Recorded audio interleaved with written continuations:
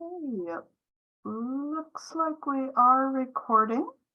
So I will call the February meeting of the Boulder County Regional Opioid Advisory Council to order. I don't think we need to take formal roll here. And we can start. The first thing I have is intros and updates, closing out the 2023 spending and incoming settlements. Who is going to take that item? Yeah, good morning, Claire. I'm happy to drive from here. That's good. Okay. And for the record, I think it would be helpful, Kelly, if you would say your name. Oh yeah, Kelly Bite with Boulder County Community Services. So I will go ahead and share my screen. Whoops, get this in the play format here. All right, so welcome again, everyone, to the Boulder County Regional Opioid Council for our February meeting. So quick snapshot of our agenda that Claire kicked off and some virtual meeting guidelines. So this is not a public meeting, or excuse me, a public hearing, although members of the public are welcome to attend and join and listen in the conversation. If you do have burning questions, comments, or concerns, please do feel free to put those in the chat, but please be aware that they will not be included in the dialogue with council members here today. So recap of our agenda, we are starting with those updates that Commissioner Levy mentioned. We're going to start by handing over to Jamie Feld from the Attorney General's office, who is joining us to give some state level updates. And then I will be speaking to some of our localized updates around the closure of our first reporting period. I'm also going to talk about the operations group retreat that I sort of queued up last month and we held on February 1st. So want to spend some time going over the key areas of dialogue and key takeaways. And then I'll be talking about some of the funding opportunities that Jamie is also going to mention. And I have some specific questions for this council about our desired role and processes in approving or endorsing any of the work moving forward or proposals moving forward. And then we'll close out with some next steps, some updates on the data and evaluation work group happening at the state level, as well as the suggestion for regional spotlight features at future meetings of this council. So with that said, I will go ahead and hand it over to Jamie Feld. Hi, everyone. Jamie Feld, Director of Opioid Response at the Colorado Attorney General's Office. AG Weiser is a big proponent of this work. He is very happy with the work that you're doing in Boulder County. I personally love Boulder County because I have worked in Boulder County in the past for 5 years. And so I really appreciate the dedication that your staff are showing towards this issue. Next slide. We wanted to just give some updates. Next slide, on the settlement funds. You may have seen in the news that there was a recent settlement with Publicis Health. The Attorney General has decided to give these funds that are coming to the state to the regions through the regional model as well as the state. So that is those amounts. It's 5.7 million in addition to the state of Colorado. That has not yet been added to the totals that you have. So we wanted to let you know that that will be forthcoming. In addition, several months ago, Kroger was announced in principle. That has not yet been added to the totals that you have currently available. So those are new settlements that are coming to the state of Colorado. We are approaching 800 million over the course of these 18 years. We are also seeing the funds coming out in a rolling basis. So the last payment was Janssen & Janssen, the distributors, January 31st. And then the next payment that we will see is for Teva, Allergan, CVS, Walgreens, Walmart in spring of 2024. Those payment amounts were included in the regional 2-year plan totals. One other note is that AmerisourceBergen Cardinal Health, which is one of the distributors, is changing its payment structure. So it's possible that we may get notice of prepayments in late February or March. Local governments may receive that information. Basically, that's just saying that their payments that were occurring in 2027 might come earlier. So it's the same amount, it would just come earlier in the span of the time. Those might go directly to local governments. So we wanted you to be aware that that's something we're aware of, and AmerisourceBergen is in the existing settlement amounts. In addition, local governments may have received some information from Indo Pharmaceuticals directly.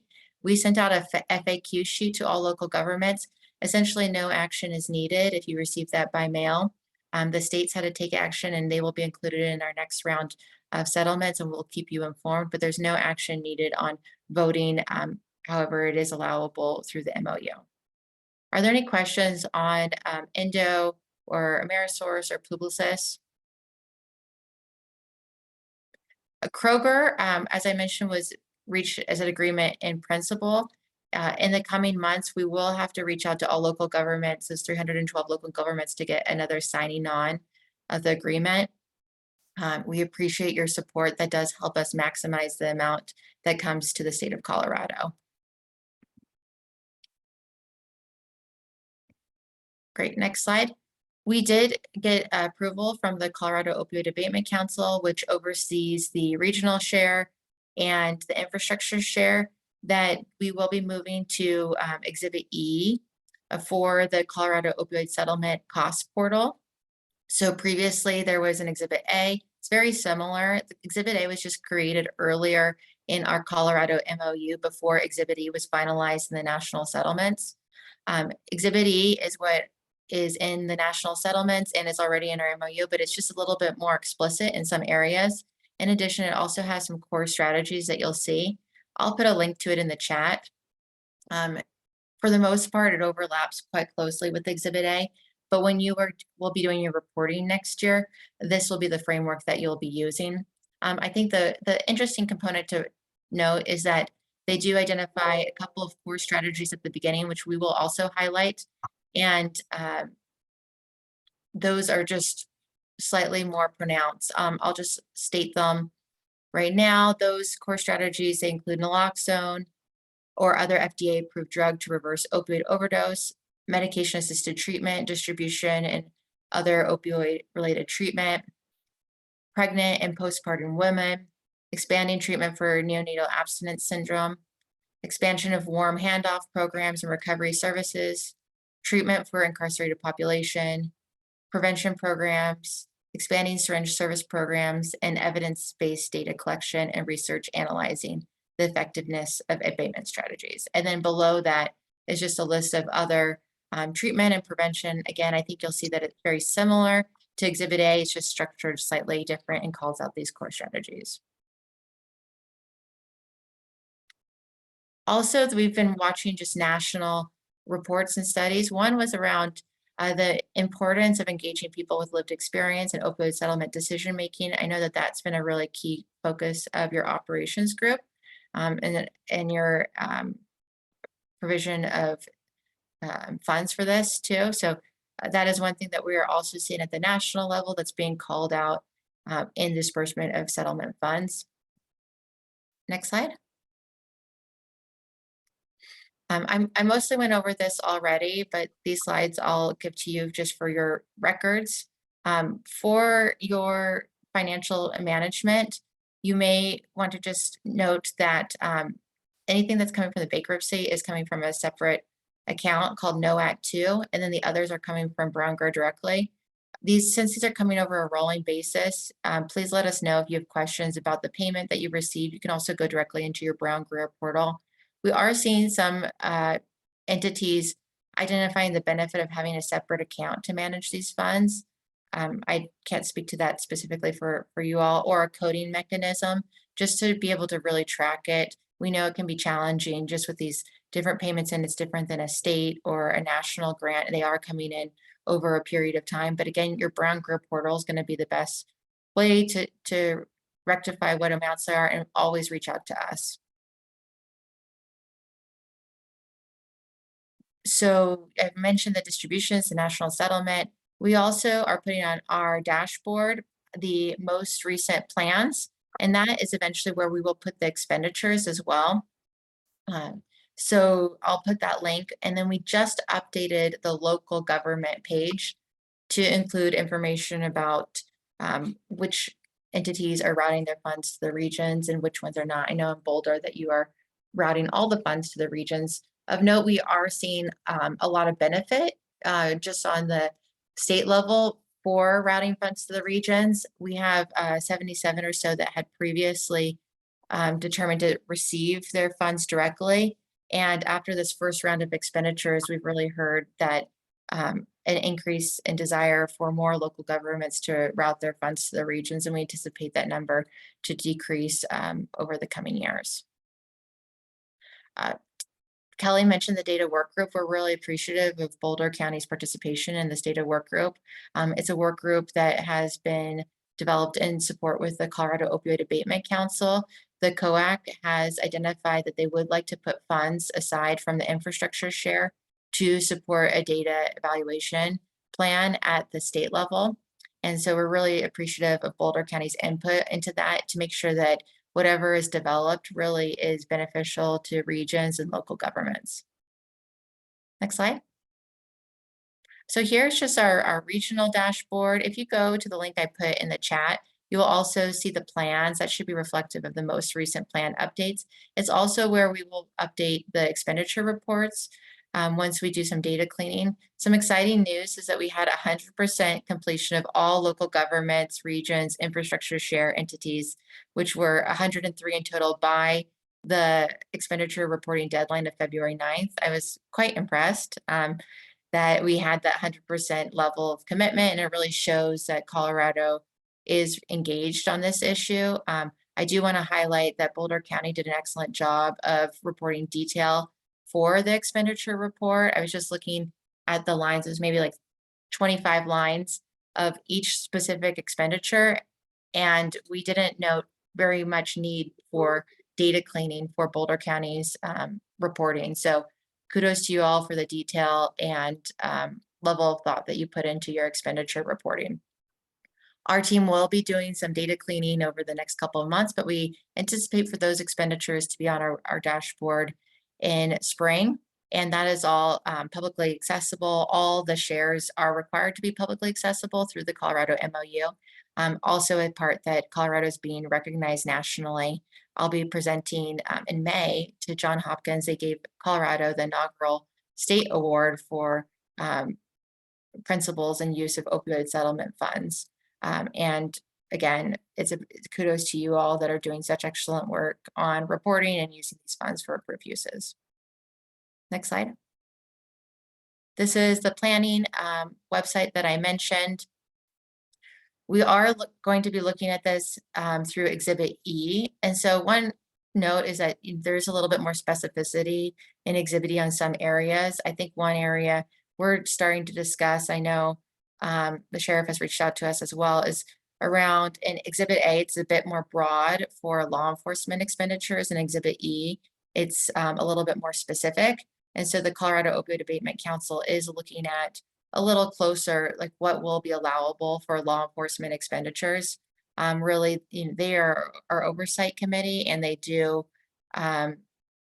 provide the input. So we're just making those discussions right now through both our Regional Technical Assistance Committee and the larger COAC. So we anticipate that more guidance will come out about how regions can implement Exhibit E. Like I said, for law enforcement expenditures, it's just a little bit more specific around pre-arrest diversion. It has some around health and well-being for first responders, but it's less broad than the previous category. And then we wanted to let you know about some upcoming funding opportunities, as well as what we are funding at the state. With the next slide, we only have 10% of the state share. One big investment that we have recently made is an interagency agreement with the Colorado Department of Corrections. The AG has been really focused on medications for opioid use disorder in the carceral setting. And I know Boulder County has been a leader on this for many years with Melanie Dreiling and others. And then also the folks that go into the jail that are peers and others. This is actually at the prison level.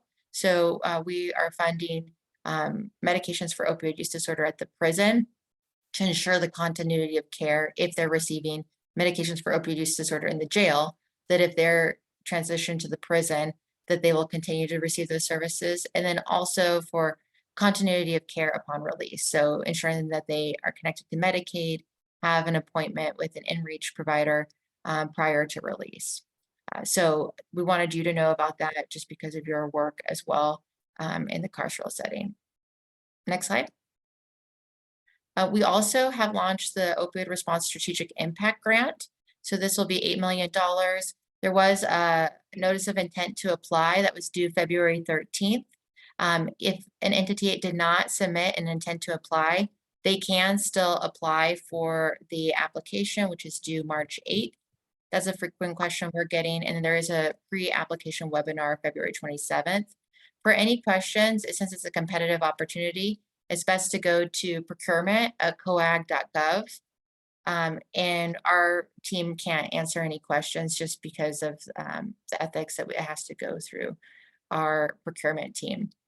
One note is that for this, we do recommend or we do highlight that a letter from a regional council could make a grant more competitive. So it's possible you might have entities reaching out to solicit grants or solicit letters of support, just as that is identified that regional partnership does make an application more competitive. The entities that can apply, it is nonprofits, for-profits, regional councils, local governments that can apply for these funds. Next slide. We did have some targeted areas of focus that came from the AG's priorities, but also kind of evidence-based practices that we know work: strengthen peer recovery, culturally responsive services, access to medications for opioid use disorder, naloxone, contingency management, housing for people with substance use disorder, family peer supports, and recovery-friendly workplaces. That is not exhaustive. Someone could apply outside of those, but those were some targeted areas of focus. Next slide. And then we also launched from the Attorney General's office a recognition for Colorado County jails. This is an open opportunity for any jail in the state. There's going to be 5 awards given to different tiers of jail size. So it's just a friendly competition between jails around medications for opioid use disorder and connections to the community. There is not a deadline right now for submission. It's open for the next couple of months. We are looking for input from, if you go to the next slide, around the following considerations: track record for successful medication for opioid use disorder, to the ability possible access to all 3 forms of FDA medication, even if not within the jail, that they're able to bring it in from an external provider. Track record of transition to the community and good relationships to community treatment partners, cultural competence. Next slide. Individuals from the community can nominate a jail. We even recognize a person that is previously or currently incarcerated could nominate a jail.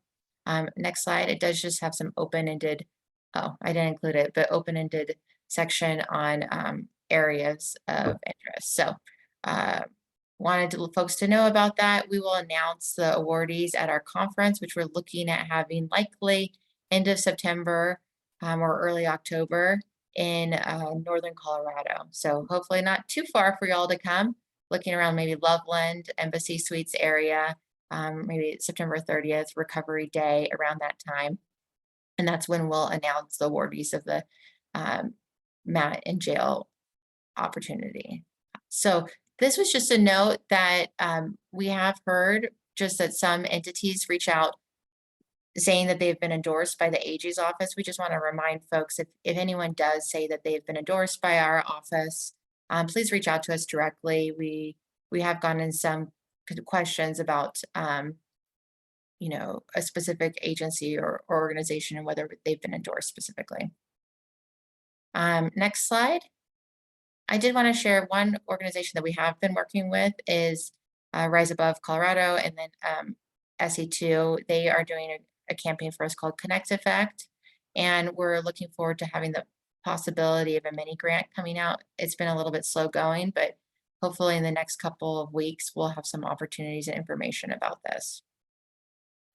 This is a campaign, as you know, that's for trusted adults and youth 10 to 14. So I would just finally say that we're really grateful for the work that Boulder County is doing. I think one highlight is that, we're seeing with Boulder County that you're supporting some smaller organizations and programs that fill in the gaps that provide really important needs in the service in the community. And also seeing the range along the continuum of care that you identified in your expenditures. So really appreciate the hard work that's done. We will give you more clarity about Exhibit E in the coming month, hopefully, or months around as we transition from A to E, any clarity on some of those approved uses. And we also just welcome any feedback from you all. Kelly and Jim, Tucker have all been outstanding to work with and attend our regional learning forums. And if anyone else has questions, please just reach out to us at any time. Great. Thank you, Jamie. Are there any questions from the council for Jamie? I actually have a question. Mhm. Jamie, thank you very much for that information. It's really great. I was curious about with the opioid response strategic impact grants. You went through that pretty quickly, but there was a line there that referenced housing. Just could you provide a little more on that? Like what, yeah, let's get to it. So I've got it, that language, bolster housing for people with substance use disorder. You know, $8 million is not a lot of money when you try to use it for all these purposes, and housing is very expensive to provide. Was there much discussion around how what you were thinking of with that housing? Is this in partnership with the Division of Housing or other grant opportunities that aren't specific to substance use disorders? Just I'd be curious about just more on that. Yeah, great question. And I will be short, just with thinking of our procurement team in my head, that all questions really should go to our procurement office. And I'll put their email in the chat just for consistency. And then also I put the link to the application where under housing, there is a brief description for what housing is referenced in that way. I will say that it is identified housing for people with substance use disorder. So some thoughts are around, I think that they reference vouchers for recovery residences, but it isn't, I think that the link to opioid use disorder and substance use disorder is key in that. And I will put the paragraph actually that is the description in it. And then I recommend you just reach out to our procurement office for any specific questions on that component. But I would say that the dollar amount that an organization applies for is going to be a factor in the determination of receiving funds. In the last round, there was $44 million requested for only $4 million that was available. This year we have $8 million available, but it's very competitive. We're already seeing a high level of interest through our letter of intent.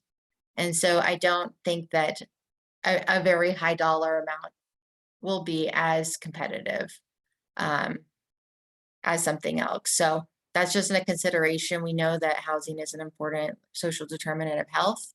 But I think that, I have to check the dollar amount, but I would recommend checking the total dollar amount for eligibility in the application as well.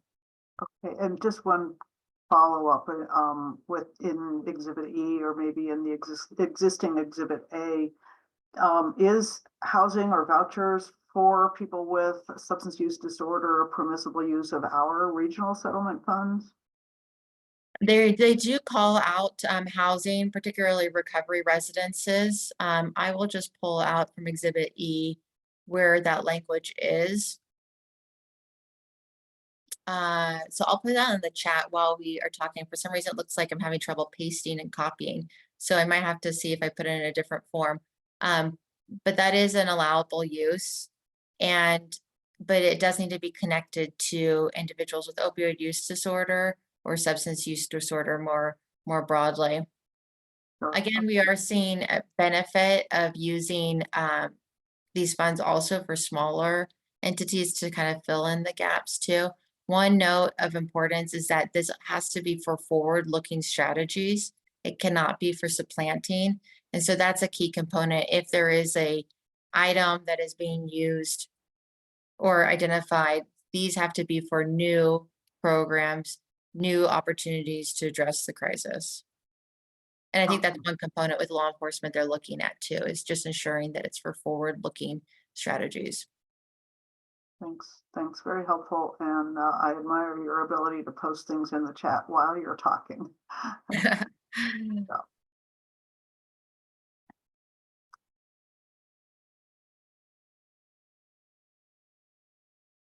Okay.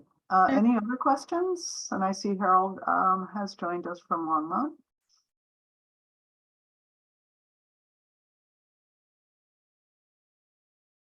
Okay. Well, thank you, Jamie. And Kelly, you're driving this, so I'll put you in charge. Thank you. Thanks, Jamie. Thanks again for hopping on and providing those important updates. Okay, so we're going to switch a little bit to our local updates. And I just want to pause here and give a huge shout out to our project manager, Tucker Yerman. As you heard, our reporting as it went in this year was stellar, and that was all Tucker's doing. And so marrying up every little dollar and cent of where our funds were expended, along with our fiscal team, was a huge task, and just really appreciate the effort that went into that. So we thought that with our first reporting period being closed, this would be a good opportunity to sort of provide this bookend of exactly where our financials sit to date. So as a reminder, in 2023, we funded 20 individual programs, our shovel-ready programs, and that strategy in year one, to the tune of $1.78 million. This included our administrative expenses as well. In 2024, via our continuation funding strategy, we will be expending $1.51 million to those same 20 individual programs. And that number is also including our administrative drawdown.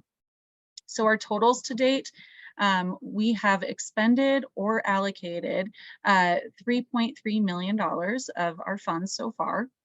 We also this year drew down $2.25 million that is still available to expend, and that's just waiting to have our priority areas that are currently under development settled up by spring and folded into a bid process.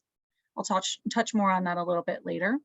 We also have a untouched balance of $700,000 to roll over into subsequent years. So we've talked in this space about how our funding in 2024 is a bit of a windfall year. We have a little bit more funds, and so we wanted to be really conscious of the fact that next year and moving forward, our annual allocation is still projected to be right around $2 million. And so just keeping some of those funds in the bank and rolling over so that we can continue to sort of space those dollars out over a larger arc of time. So just a nod to some of our conversation in the space last month, we mentioned, wanting to keep a pulse of what's going on in other regions. An article came out earlier this week that was noting the use of opioid abatement dollars in strategy development by Denver County, and we did want to highlight that. The link is in the slides. We can also send it out afterwards if you wanted to visit that article and hear a little bit more about what's going on in Denver with their $4.8 million of settlement money. In that same vein, just an update that we are pulling together an inter-regional planning cohort. And so this is a group that kicked off sort of briefly earlier last year, I should say, and we'll be continuing to formalize this collaboration moving forward. So the next meeting is on the 21st, so next Wednesday. The counties represented are primarily Front Range or Denver Metro. So Arapahoe, Denver, Adams, Douglas, Jefferson, Clear Creek, Gilpin, and Boulder are all currently folded into that conversation. And really, we're just starting to explore shared priorities and alignment opportunities as we're all starting to lift our heads from year one and have more to speak to in terms of our priority funding areas and where those might provide collaboration opportunities. Okay, so I wanted to continue some conversation that I kind of teed up in our January meeting. I had mentioned that our opioid operations group was going to be coming together in February for our first in-person meeting. This was going to be facilitated through our contractor, Third Horizon Strategies, and really be focused on kicking off this process of strategic planning and identifying our regional priorities. So wanted to kind of highlight the key conversations and allow council to ask any questions or provide reflections. So first up, really the conversation began with identifying what is our identity and what is our vision. So how do we know as a group that we have been successful in our group operating? And so this was the first conversation that the group kind of pondered together, and some feedback we will know we are successful if group members are coming to meetings and actively participating, coming prepared to have conversations. Decisions are informed by the group's diverse representation and perspectives, which I'll talk about next, how we want to formalize more of our membership criteria. We'll also know we're successful if we're building and maintaining trust and relationships with community stakeholders, community and other stakeholders, including this council, through representation, communication, and transparency. We'll also know we've been successful if our decisions are data-driven and outcome-focused, primarily emphasizing a focus on underrepresented community members or regions and community members that have been most impacted by the opioid epidemic.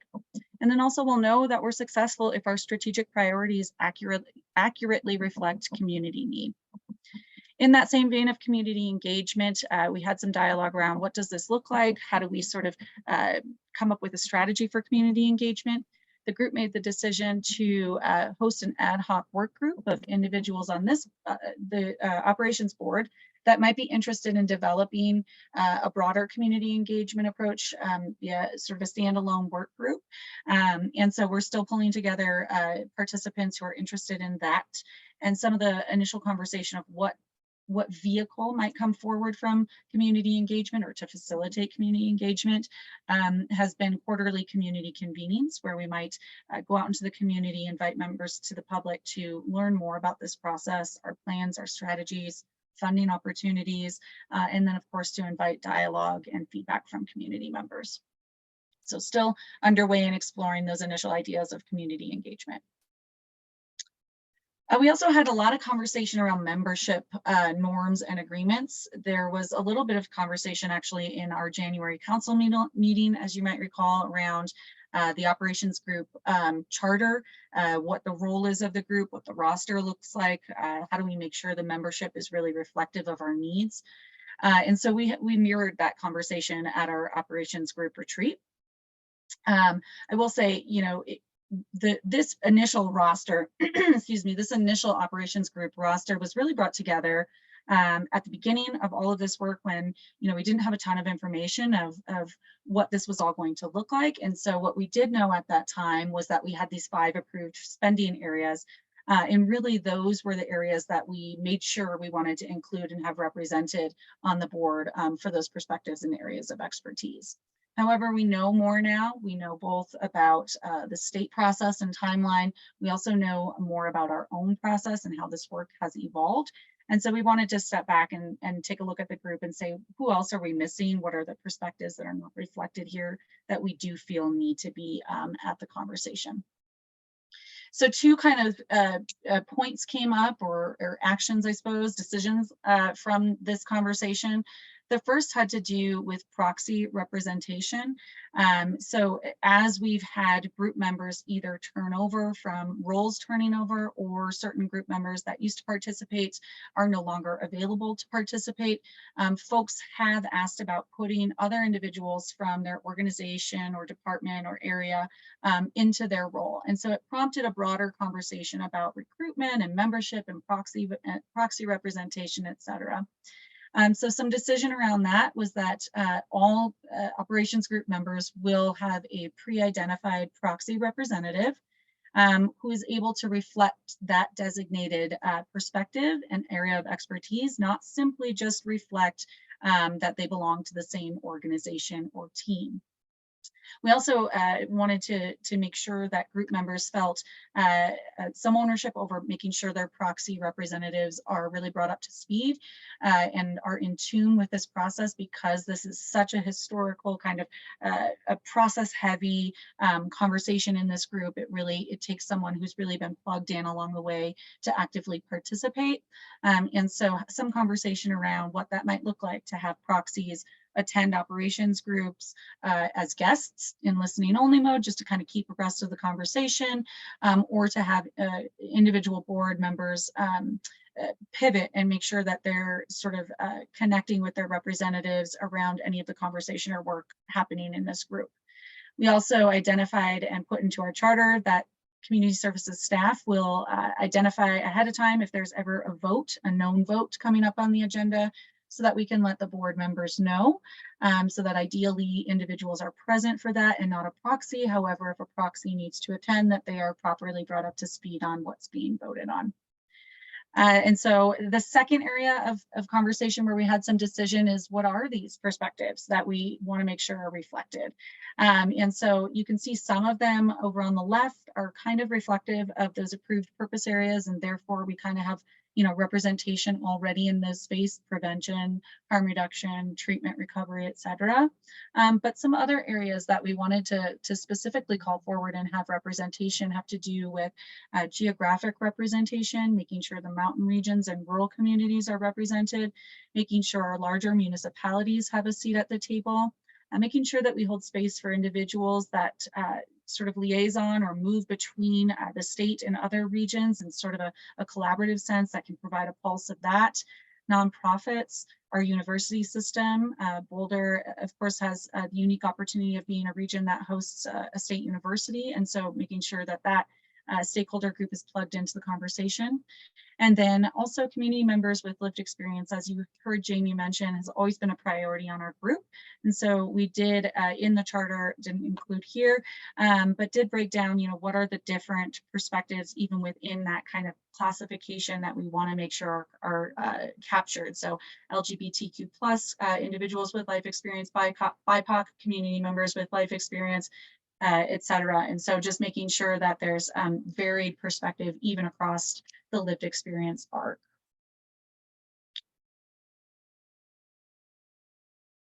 The next sort of topic we wrestled with is, what is our vision in terms of the work? So, you know, our contractor put up a few vision statements of other counties, both across Colorado and other states as well, that are all respectively tackling opioid abatement distribution, and some vision statements of what exactly those regions are striving for. And then we had a breakout conversation to say, what's our vision? If we were to be highlighted by the press or called forward by the president in 5 years as an outstanding example of what went right in this abatement process, what would they say we did correctly?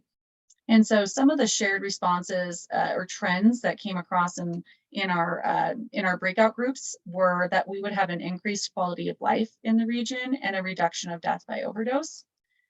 We would be providing a full spectrum of services that address all stages of substance use. There would be an overall positive impact on SUD indicators, substance use disorder indicators, and less stigma around the populations who utilize these services.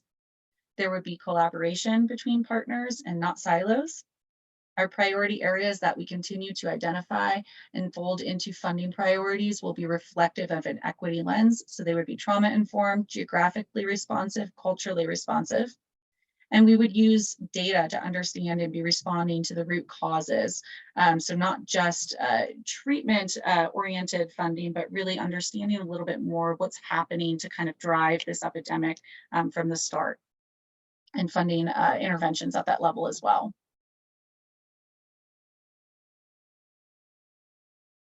And then finally, and I promise I'll stop talking here and allow some reflection, but finally, we closed out the day with an initial dive into some of our evidence-based documents that we'll be using in forthcoming operations group meetings, but mostly in our forthcoming second retreat in April.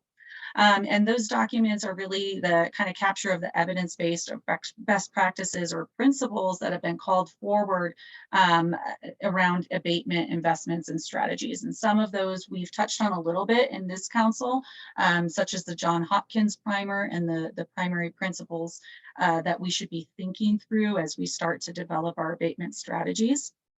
And so one of the documents that we looked over that was sent to you all in advance of today's discussion is a literature review, which was developed by Third Horizon Strategies, which is our contractor that we're working with. And this was really a synthesis of some of those other evidence-based tools, best practices, et cetera. And really it took some of those principles down an additional level to sort of translate how a particular principle might be seen in practice, how it might guide a particular way of thinking strategically around implementing that particular principle within your community. So some of the work that we as staff are doing prior to our April retreat is we're going to be taking this tool and refining it a little bit further, making sure that we have connections between not just the principles and the strategies they might drive, but where might that actually plug into some of the approved funding areas, and also plugging in what we know already from a qualitative nature about our gaps and our areas for needed investment from the behavioral health roadmap process. And so this was sent to you primarily for today, just so that the council can remain as in tune as possible with what tools our operations group will be looking at and what methodology we're really focusing on as we dive into this planning process in the coming weeks and months. That said, our next retreat, which you just heard me mention, is going to be focused on development of those priorities. It is the third week of April. We have not settled on a date quite yet, but we will share that when we have it. Our primary outcome for that retreat will be 3 to 5 high-level priority funding areas that really are utilizing some of this evidence-based tools to get us sort of thinking most strategically. Secondary outcomes that we would hope for, time permitting, is that we are also able to get some key goals that we intend to see from each of the priority areas. And then after that retreat, taking those areas, having them approved by this council, and then translating those into the county's bid processes, which are still timeline-wise looking at late spring, early summer to allocate those dollars that I mentioned earlier. Okay, I will pause. I have said a lot about the operations group and their retreat, and want to hear more from council members about what's resonating for you all. So I'll pause here. These are just prompting questions, but whatever's coming up, questions or comments or reflections. Kelly, I was curious if the conversation about membership had landed, like have people been identified specifically, and is the ops board now seated? So people have not been identified specifically. We got as far as some of those perspectives that you saw me mention. We did decide that the protocol would be wherever there is an individual who is not meeting some of those perspectives, so where there's perspective gaps essentially, that it would be on community services staff to recruit actively, that we could bring names forward, individuals forward, agencies forward to the group for approval. But specific names have not gotten to that point yet. And would the goal be to ideally have that happen before the April retreat? It seems like there's really significant work being done in the second retreat, and that you would want a full ops board representative of those categories. Is that realistic? So to the first question, the goal would be that. To the second question of if it's realistic, fingers crossed. And the only reason, because some people are going to be completely new to this information, obviously. And so there might be a fair amount of sort of, offline onboarding and orienting to the work that Tucker and I can hold. And so just, recognizing that that's a bit of a known unknown in how long that might take. But yes, the ideal would be that we're filling all of our known gaps and having individuals in new seats by the April retreat, excuse me. Thanks. And then my last question is, so our next funding round will be the first where we're actually matching funding to our strategies. as opposed to shovel-ready or existing programs. It's more forward movement. Correct. Yes. That's really excellent. I really appreciate that. Yeah, absolutely. I know we've talked about how much funding is available for that round. And so we're envisioning right now that we would have potentially multiple RFPs or, excuse me, requests for proposals or requests for applications that, again, would be happening late spring, early summer is what we've been, that's sort of the green light timeline that we've been working with our procurement department around.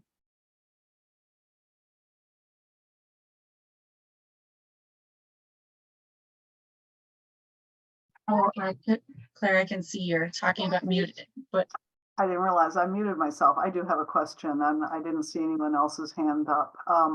Just the, on a reflection from the retreat discussion, it sounds like it was a really rich discussion and very productive. I'm wondering about, with the vision for the work, and I'm looking over my notes that I took, on the quality of life, et cetera, full spectrum of services, overall positive impact. That's, the funding we're getting, although these settlements are very large, we all know that the actual funding available to Boulder County is pretty limited relative to the size of the problem. Did the group break those broad vision statements down to what is doable with the funding that we have? We're not going to address everything here. How do we manage expectations? Yeah, it's a great question, and it definitely came up of, how lofty are we really intending to be? And our guidance really on the exercise was that in terms of vision, lofty is okay because we are going to continue to whittle these down. So we did have some questions of like, well, what's manageable, what's actionable? The conversation, particularly around vision, is something that's not yet completed. So where this landed at this retreat is that our contractor is going to go back, sort of distill down some of the themes and what came up among the breakout groups and offer a few versions of a vision statement that would be sort of our guiding vision of the work. And that we would get to play with it a little bit more and ask these questions of criteria. Great, that's really helpful. And then maybe just pulling back a little bit, the pace of our work here in Boulder County. Some people say we like to process things to death. I think it's really important to the outcome and buy-in, community support for the outcomes. But where are we relative to our regional partners, those that are going to be joining that regional conversation? Where are we in terms of like pivoting our funding towards these strategies after having our initial investments in shovel-ready projects? Yeah, that's a great question. And it really is all over the map. Everybody in their first year sort of took different funding approaches. So, we've talked with partners in Broomfield County that had a somewhat similar approach to funding already standing programs and really prioritizing that for their first funding drop, and are also now doing some strategic planning around sort of broader investment opportunities over the years. We've seen similar work being done in Denver County. So they funded some standing programs and just recently announced some of their longer term strategies. We've also seen some of the other regions that haven't expended any of their dollars yet and have just started or are just starting to expend their dollars. And so it's sort of been all over the map. I think one thing that we've heard in conversations with a few different stakeholder groups is what would it look like potentially to work with the state on just drawing together some sort of summary trends document that does some cross comparison around where the particular regions are. And I think one of the efforts to really get clear on where each effort aligns or, where we're sort of operating in parallel is this interregional collaboration group that I mentioned coming together next week. So hopefully that starts to be a space, at least for, our particular Front Range region, to understand, are we on pace or how do we look different? Do we have similar enablers, challenges, et cetera? Thanks.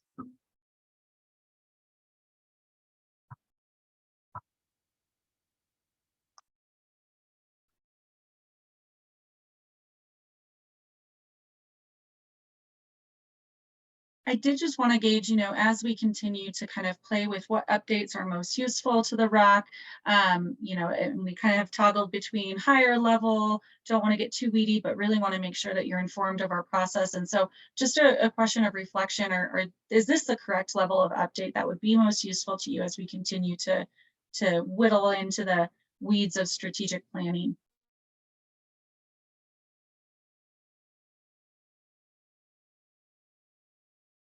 There is head nodding. I'm just saying that for the record.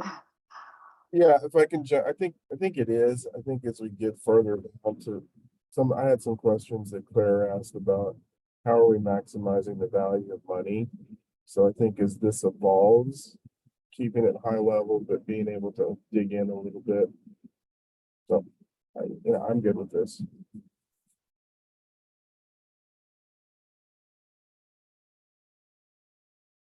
Yeah, I am too. I think, I want to respect what our role is relative to the operations group and relative to the SWAG. And I like to know the flavor of the conversation. That's why I'm in this position. I want to be connected and understand what people are thinking, what are they asking for, what are their expectations. So with this level of input and feedback is helpful. It's good because we can't duplicate everything.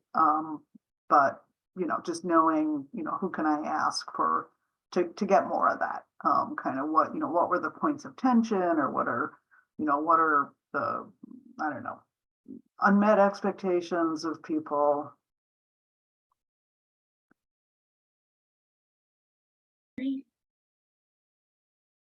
I appreciate that, Claire and Kelly. Maybe that's something to think about. If there's takeaways from any of the retreats or meetings to bring to the board, with that perspective that the board could actually provide support on, Okay. and input on. Yeah, and maybe one more just comment, again, just when, people are very, very interested in this work, because it is this opportunity to turn this money into something productive. And I get asked, what's the opportunity for public input? It's not here. How can members of the public that are interested in just providing input of any sort, whether it's expert or lay, what's their forum for that? Yeah, it's a great point, and it's come up a few times. I think, as we talked about community engagement, it seemed like it was a conversation that was a little bit more to the side of the main work of the operations group. So it was decided that we'd have kind of that ad hoc committee that would tackle it. But we think a core component will be hosting quarterly community convenings. And I think in the past, it hasn't felt like we were quite at a space that we could host those, because some of the funding and the timeline still seems so fluid at times, or confusing, but I don't think we're there anymore. And I think that we're definitely at a space where I know myself as staff, and Tucker and I have talked about this with our contractor, Third Horizon. It seems like we're in a great place to start standing up those community convenings. And so that's what we're shifting our focus to sort of prioritizing right now. Yeah, thanks. That's fantastic. I think they're going to be very well attended. I think exploring other communication tools, Kelly, is important too as well, in terms of what's on the website. Is there an FAQ? Is there, would there be an opportunity for the public to fill out a question form that would go to staff? Or is there, a possibility for a newsletter? I don't want to pile on the work for staff, but again, I think there's various models and tools to get that sort of feedback loop going that I think we can explore as well. Yeah, I agree. I think that's great. And we do have the support of, our internal communications team that is more than ready to help us kind of figure out what's the right vehicle for the right message and the right time. So yeah, absolutely great point for diversifying those vehicles of information and sharing. And Jamie, I don't know if you've seen any other regions tackle this issue effectively or have any thoughts? Yeah, so I am still on here. I think that you all are kind of on the forefront in terms of community engagement. So I think these thoughts are useful. I know that one of the components is around, and I think that's just a harder thing to tackle, is just the voting role of community members versus governmental members. So that's definitely come up throughout the state. I know the MOU put some limitations on that. I think that in part, I'm listening to think through what we can do as a state to listen to community as well. So I think you guys are on the forefront of this. We are just still seeing that Colorado is seen as a leader. And so unfortunately, there's not a lot of examples nationally even of who's doing it right. So we're all just trying to figure it out based off of what has been done in other areas, like whether it's behavioral health or other local government areas. But I wouldn't say we have a ton of examples yet, besides just the typical like community forums. Some like Region 18 have a much broader regional council structure, and then some have a narrow council structure. And then some have done some focus group interviews, and then some actually have some voting members that are folks with lived experience. So it just really ranges. Thank you for that.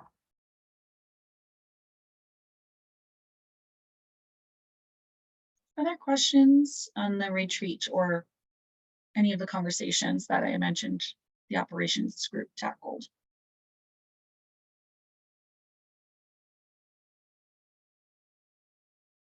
Okay.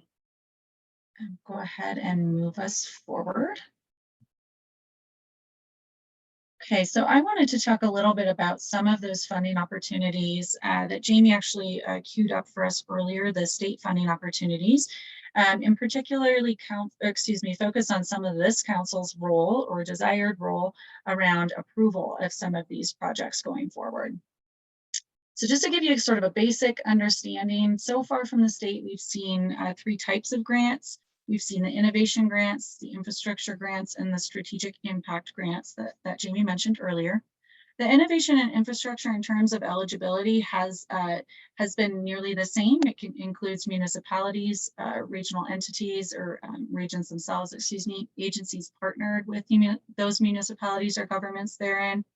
And they've also included typically a focus area, for example, in the infrastructure funds, really focused on under-resourced regions. In the first year, hearing a little bit more that those funds were going to brick and mortar sort of investments. So there's a really clear linkage between the regional plans for investment and the innovation and infrastructure grants.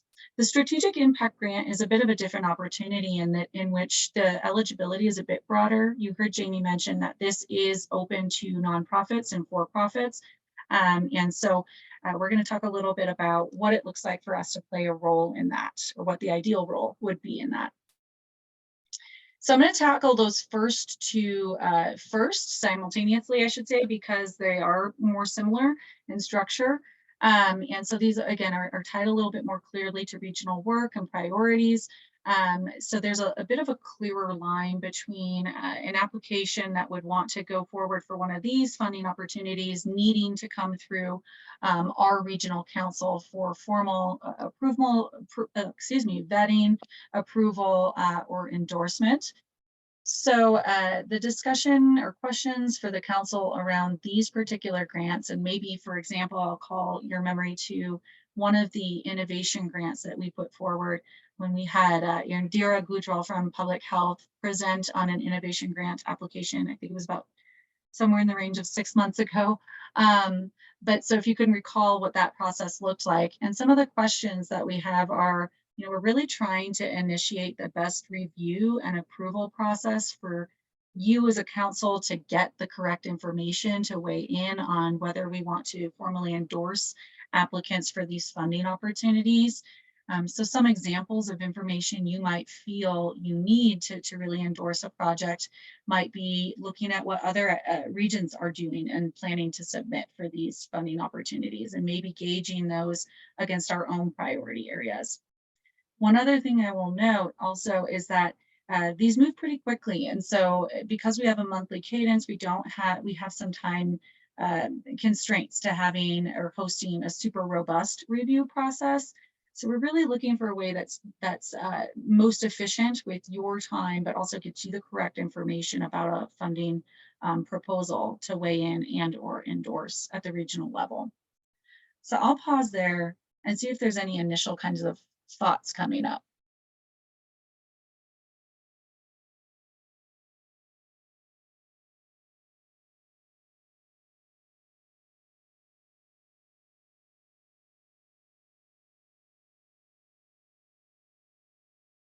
Kelly, if I could add one additional nuance, is that staff often get requests from the community about whether they can get support from us in them submitting an application. And so part of what we also want to try to understand is, as those requests come forward, how do we vet those appropriately and in the kind of the timeliness that they need to be vetted, given, as Kelly was saying, that we don't meet regularly enough to be able to just kind of do those as they come up.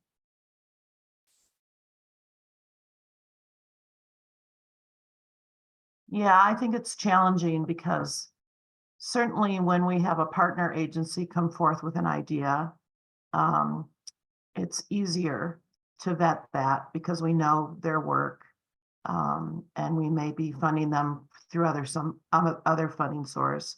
I think it's harder when the community agencies, we had, I think, a request from a medical group to support their project, and we didn't know them.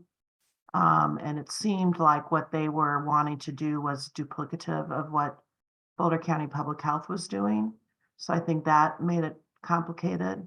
And so, just throwing out a couple of ideas, we could certainly say, we could certainly think about a standard procedure. So is it a template that the person wanting us to support their grant would fill out with enough required information for us to say yay or nay? And it might be, aligns with Boulder County strategic initiatives or something like that, yes or no.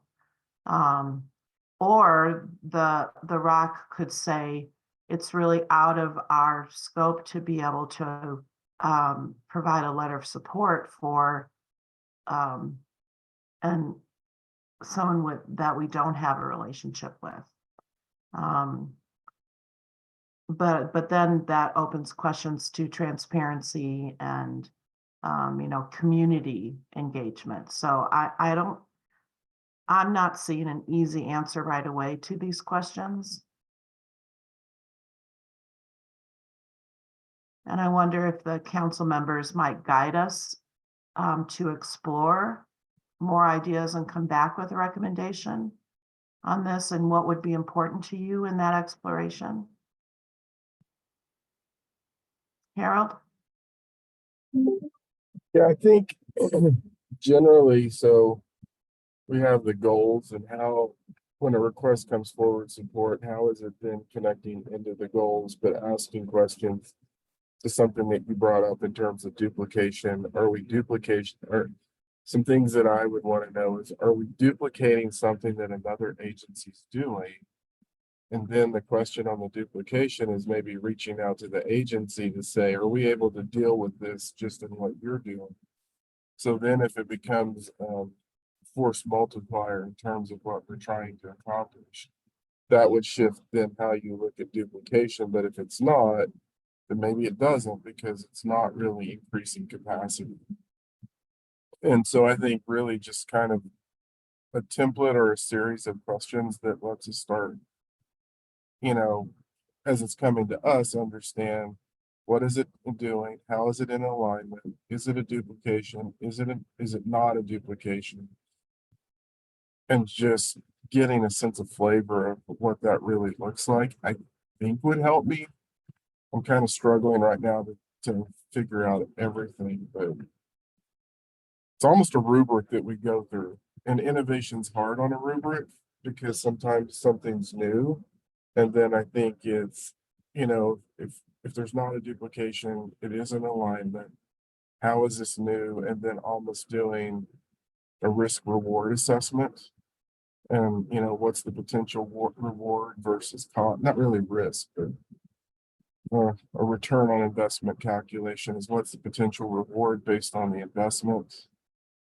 I think we can frame it out. That's how we look at things a lot of times when it's innovative and new. And so Harold, let's assume that staff were able to come up with some of that kind of vetting criteria. And there is an application, or maybe there are a couple of entities that are asking for our endorsement.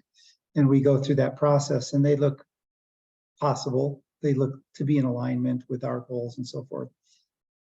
Would the council want those then to come forward for the council to then make a decision? Or do we want staff to try to come up with a recommendation first? Well, and that could happen if they go to the council anyway, but I think what we need to figure out is as we get closer to understanding a little bit more of the substance of the proposal, what should the council's role be, or what does the council want its role to be in saying yay or nay to a given request?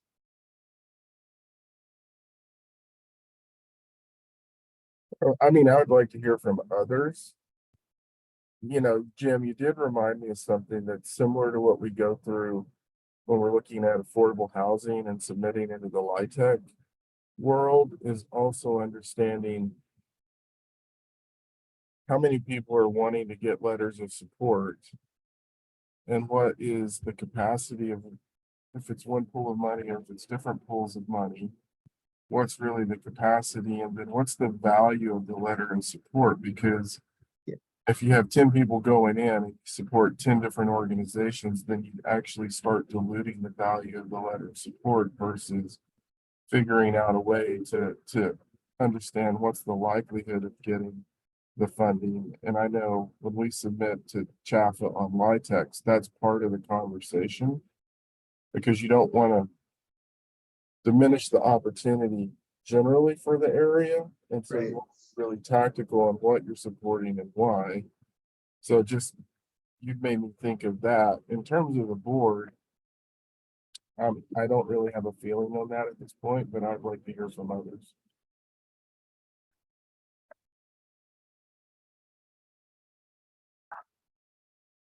I'm gonna go back to something, I don't know if it was Jim or Robin said about whether we even want to weigh in at all.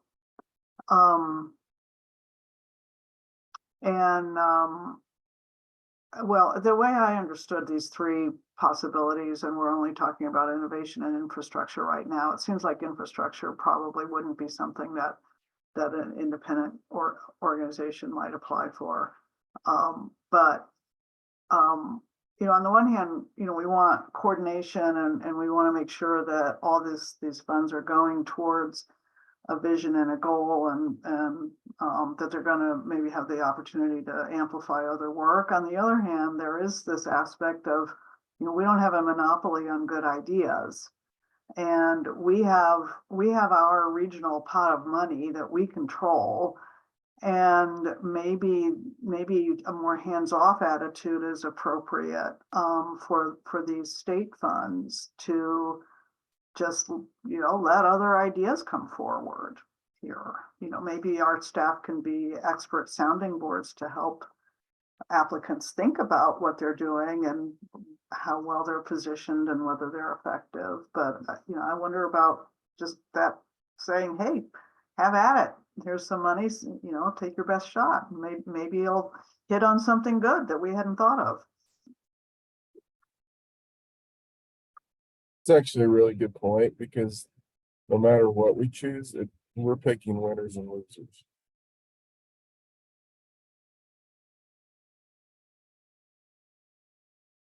I will say, just a point of clarification. So the reason I'm sort of talking about these two first, and actually, Claire, you queue up a great transition to the next question about strategic impact grants. But these two, it's not required to have an endorsement. Endorsement from a region is really a strong support for any of these funding opportunities. And because the eligibility is more, government entities, municipalities, hypothetically, these are more sort of our known partners that might have strategies that we're really trying to pull into alignment with the broader regional strategies. However, to flip that on its head, and to your point, Commissioner Levy, is the strategic impact grants. And what I really wanted to pose here was the exact question you brought forward. The strategic impact grants are a broader eligibility. They do include nonprofits and for-profits. So hypothetically, community agencies can independently apply for these. And, we do want to have a question out to the council. Do we have a role in approving these? If it is an independent agency that has an innovative or impactful initiative they want to get funded, is there any requirement or attempt that we should make to really vet those through this space? So I don't know if that kind of brings us to another conversation, or just wanted to put that out there. I'd like to propose a couple of things.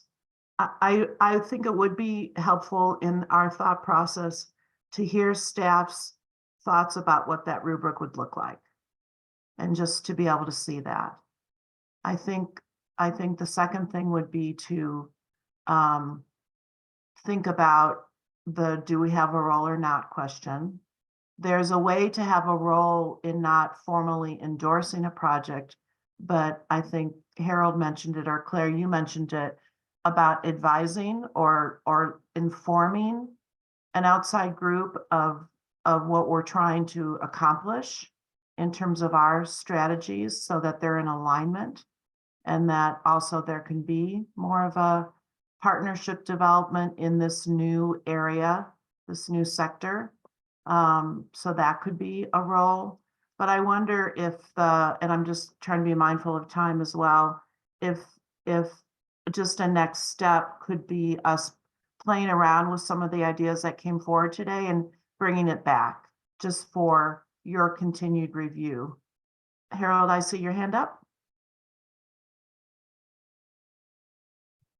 Based on what Kelly just said, I mean, if we go back to the previous slide, and really keying off of what Claire said on this one, if this is really other governmental entities within the region and nonprofit partners, you made me think about my organization, and if they have an idea, and I'm really going to want the ideas coming from them to be in alignment with the work that you're already doing together. And I think there's some responsibility within our organizations to ensure that whatever we're putting forward is really already in alignment. And kind of go into what Claire said, I mean, I think if we're doing our job appropriately, then do we need to engage in that conversation? And that puts some responsibility on us as managers of other governmental entities or nonprofits. And then honestly, in most of our nonprofits, they have a relationship with us in different ways at the same time. So I would go to maybe that advice piece is really where we sit, but we try to encourage alignment in areas where we can control it, like the city of Longmont. I can say there will be alignment in what we're putting forward. Maybe that's a different way to look at it.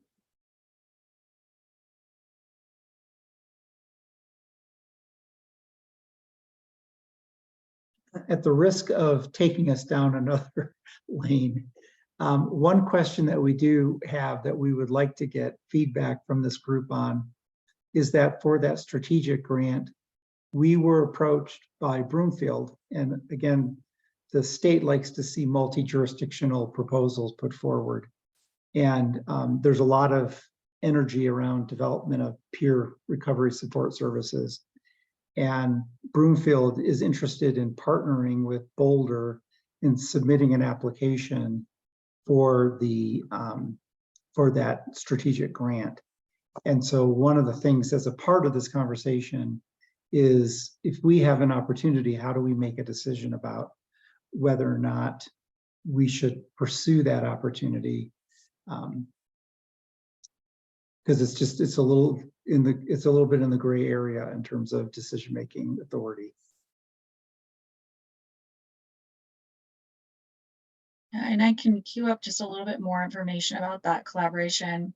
So for context, there's been percolating conversations both in Boulder County about standing up peer support programming, primarily in emergency departments.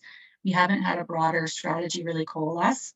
We have been meeting with Broomfield County reps a number of times who are seeing similar interest in peer support programming, but their particular kind of barriers come around workforce recruitment. And so we had met with some of those reps to sort of prospect out what a shared application for a strategic impact grant. Now, as a reminder, those are the ones I previously mentioned have a bit of a broader eligibility.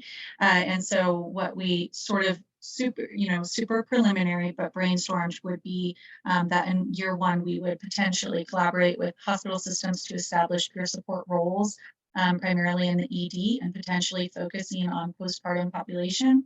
And then in year two, we would expand out initial learnings on enablers and barriers in terms of peer support programming and workforce. We would grow that out to other organizations in the community.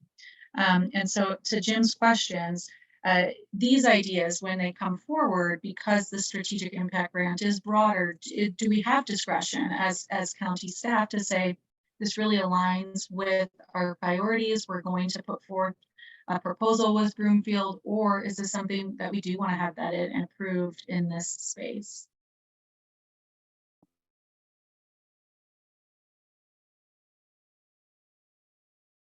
And in something like this, have the hospitals signed on already?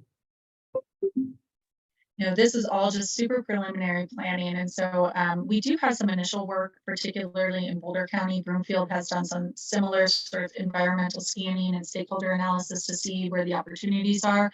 We have a work group that sits alongside the substance use advisory group that's really been trying to stand up this peer support role within emergency departments. So the initial groundwork, working with EDs, getting some physician champions has been laid, but again, it hasn't really coalesced as a broader strategy in the region quite yet. So I'm gonna, Harold, did you have something else you were gonna say right now on this? No. I might contradict what I said a minute ago just a little bit with a concrete thing in front of me now. I could see where this sort of opportunity and something like it, anything else, where we might decide that we actually want to put some of our regional funds into it too, because it aligns with what we'd like to do. And so I think we might want to develop a process where some of them come to us to see whether we want to allocate some of our funds to it as well, partner, sort of create a partnership. And and some of them might just be, let's do this independently of the regional council, and there would be less hands-on by us.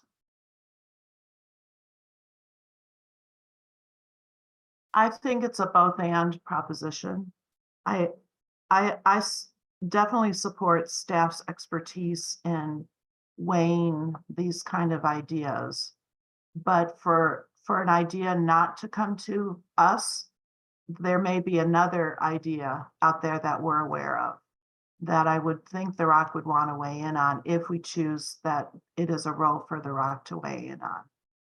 So again, Kelly, I think, and Claire, you named it, I think if we could have some more concrete thoughts and something to respond to and react to for our next meeting about this process, I think that would be helpful. And then maybe we could put a pin on it when we're done next month.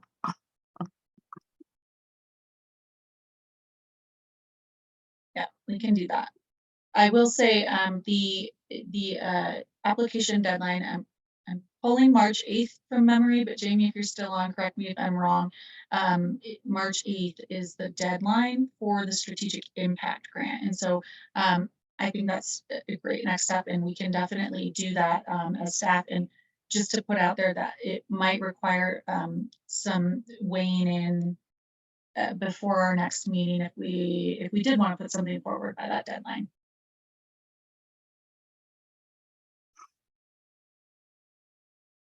I know we had a different date for our March meeting. I'm trying to find it. I think it's the 14th. Oh, okay, so that's too late. Pardon me, the 13th. Thank you, Tucker. I think I'm getting myself a little bit confused, and if this isn't confusing to anyone else, then we don't need to spend time on it. But what this is bringing up for me is what kinds of ideas that we would do as Boulder County and all the communities within Boulder County would we want to use our regional funding for, and what would we say, no, we want to go through this strategic impact grant opportunity.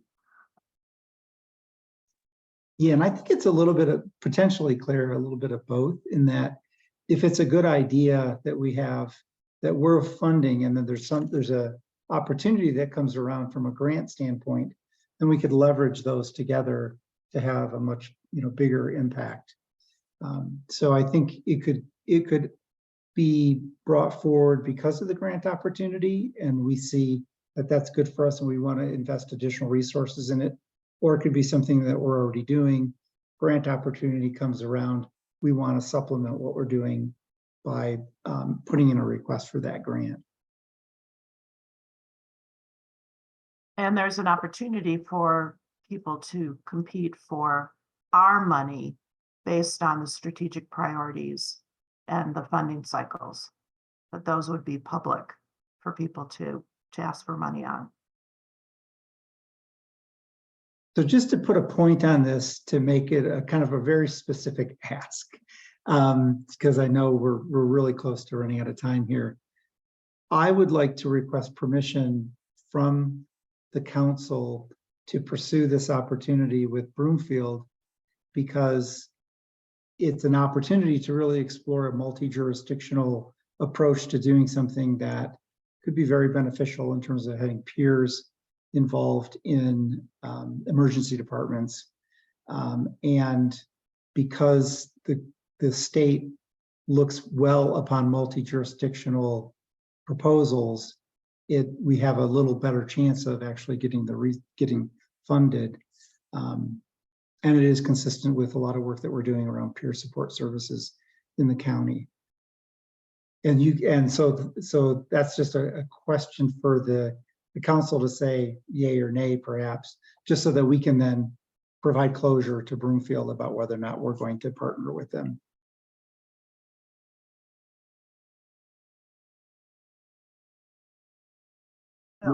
I have a maybe superficial question about that. I mean, I like what the project is. I like this idea, and I like the idea of regional collaboration. What's coming up for me is just geographically, in terms of our healthcare system and our populations, is Broomfield the right county to do this with? If we're trying to do something where we can partner and have synergies here, does our population, do our treatment providers, does our healthcare system interact with Broomfield? And I'm asking that, there may be a little bit of skepticism in my voice. It's not from that. It's just a question. I think, Claire, that's why I was wondering if the hospital systems, where they are committing to this, because it's really getting at what you're saying. You have multiple hospital systems here, and understanding where they sit and evaluating it, I think I have the same question. Lexi, I see your hand up. Thanks. Yeah. So they just redid some of the structure of the regional systems. My understanding is that Broomfield and Boulder are still very aligned. And I will say that part of the advantage for Broomfield is that it's often hard for them to develop grants with some of the bigger metro areas, but Boulder is a partner that they can work with more easily, partly because of the size of the institutions and the fact that they're so small that it's hard for them to create the economies of scale to make some of those grants work sometimes, but we're kind of a good match for them. That's what we've talked about in conversations with the executive director in Broomfield.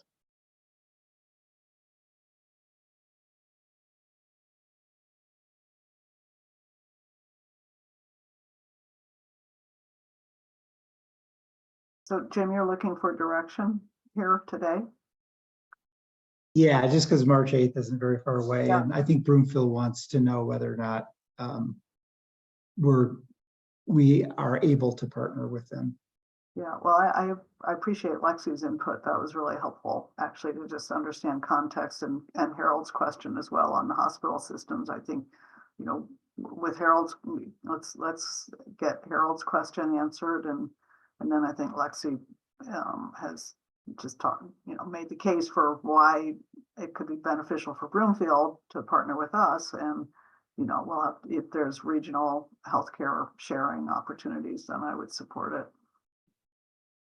it. I would support it as long as we have had communications with the hospital systems before the grant application's put in. Because I'd hate to put them in a position of where we submit a grant, we go, oh, here's the grant, we want you to be part of this. And then they're trying to scramble to figure out how they do it. So I agree with Claire.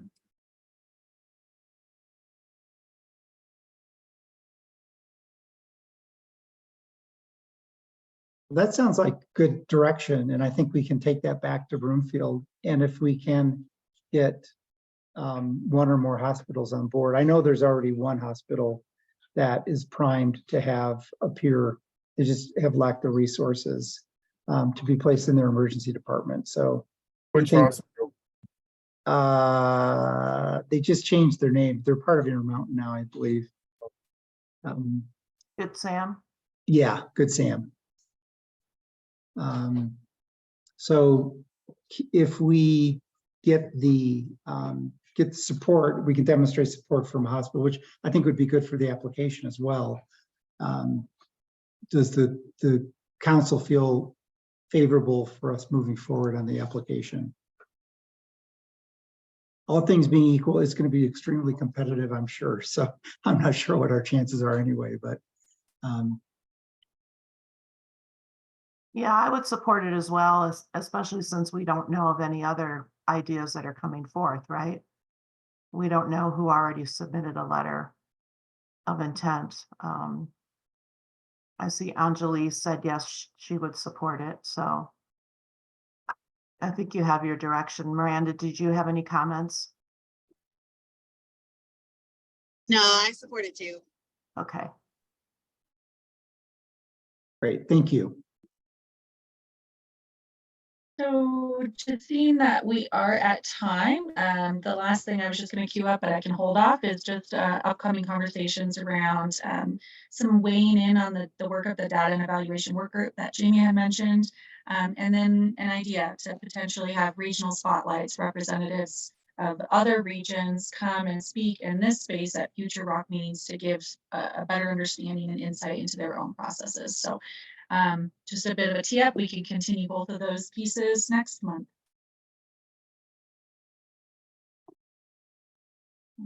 Back to Robin or Claire. No, I was just saying, sounds good. We covered a lot of good stuff today.